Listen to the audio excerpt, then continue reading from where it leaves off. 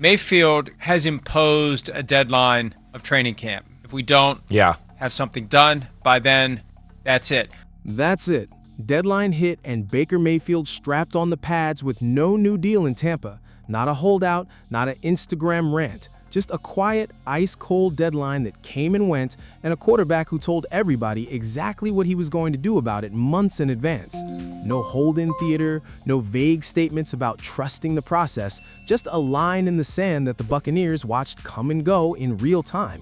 Done, but they know my deadline is as soon as training camp starts, we're not doing any contract stuff. It's all ball. That's Baker himself. And dog, that's not a shot fired. That's a guy closing a door calmly and locking it. No drama, no subtweets, just it's all ball now, which somehow hits harder than any rant ever could. Real quick, drop a comment before we go further. Do you think Tampa just played with fire and gets burned? Or is this the Jason Licht special where it gets done late and everybody forgets the panic ever happened? Type fire or trust. I'm giving you the real verdict at the end, and it's not the safe answer. If you mess with him, he already has 7 chips on his shoulder. Why give him 8 chips? 7 chips. That's the exact phrase a national NFL analyst used to describe a guy who's already been benched in high school, cut loose by his own draft team, and told by an entire league that nobody wanted him as a free agent. Now the Buccaneers are the ones sitting across the table from him with a calculator, and everybody who's watched this man's career is screaming the same thing at their screen. You do not want to be the reason chip number 8 shows up. Right. 27.5 is the number for this year. The key number, though, is the salary cap number of just about $40 million, because then it makes the franchise tag nearly $48 million for 2027 if they're going to use it. Let's actually break down the money, because the headlines make this messier than it needs to be. Mayfield signed a 3-year, $100 million deal in Tampa after his first contract expired, and get this, nobody else in the league even called. Not the Vikings, who 2 years later panic drafted a rookie instead. Nobody. The Bucs got him at a discount then, and they're paying for it now. This year, he actually banks $27.5 million in cash, not the 40 some people throw around. That gap is deferred money from last season finally landing.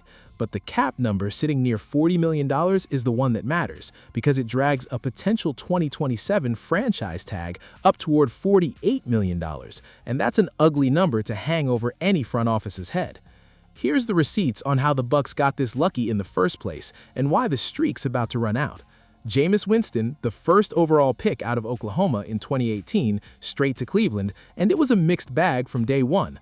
A playoff win over the Steelers, a real fight against the eventual champion Chiefs in the divisional round, then a rocky follow-up season where his own stubbornness about playing hurt started souring the relationship with the building. Cleveland flirted with Deshaun Watson, made the trade, and Mayfield got shipped to Carolina, where it never clicked. He hit free agency after that, and again, nobody called. Not one team. That's the resume sitting underneath this whole negotiation. A guy who's been counted out by an entire league not once, but twice, and used both times as fuel. New money? It's the 50s. There's no doubt about that. The 50s. Not the 40s, not some hometown discount tucked under the cap. Look at where the real money in this league sits right now.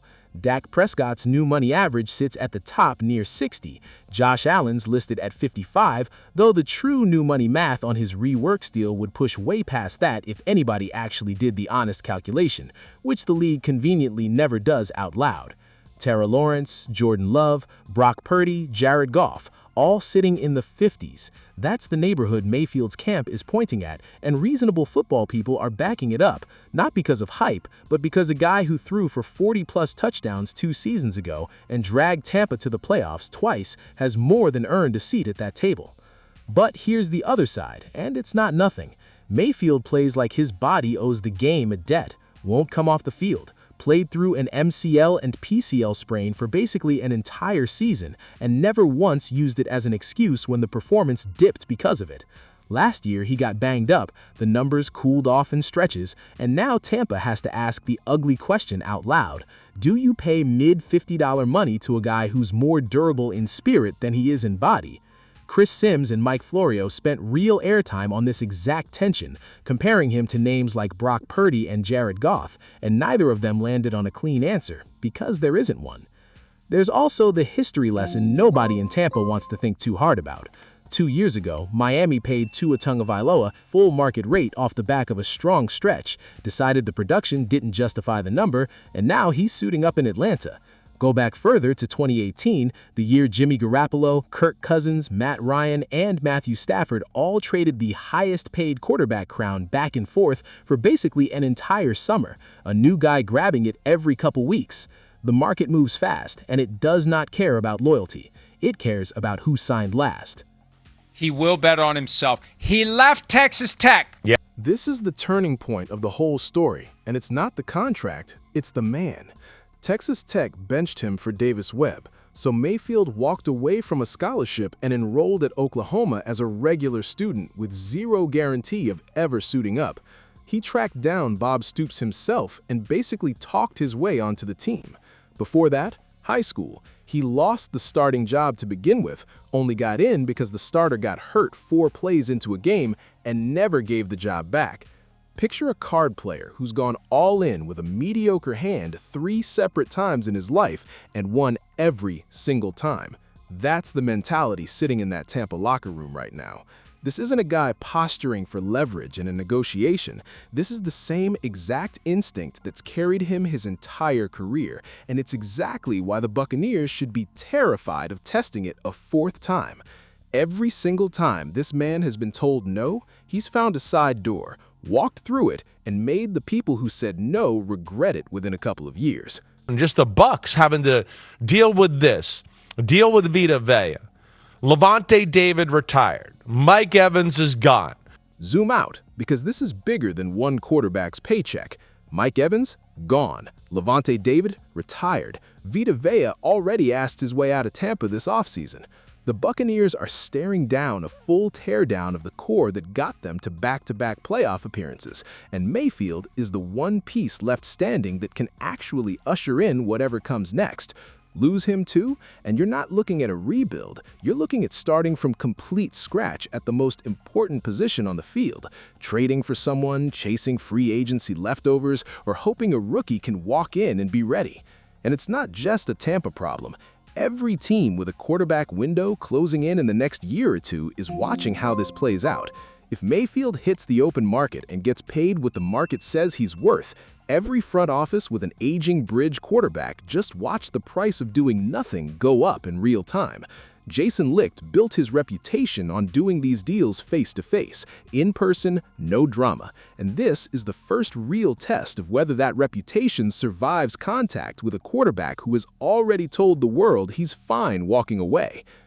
I think if you do that, you run the risk he's going to make a beeline to Pittsburgh, where I think he would that be too. Right, there's another spot. perfect fit.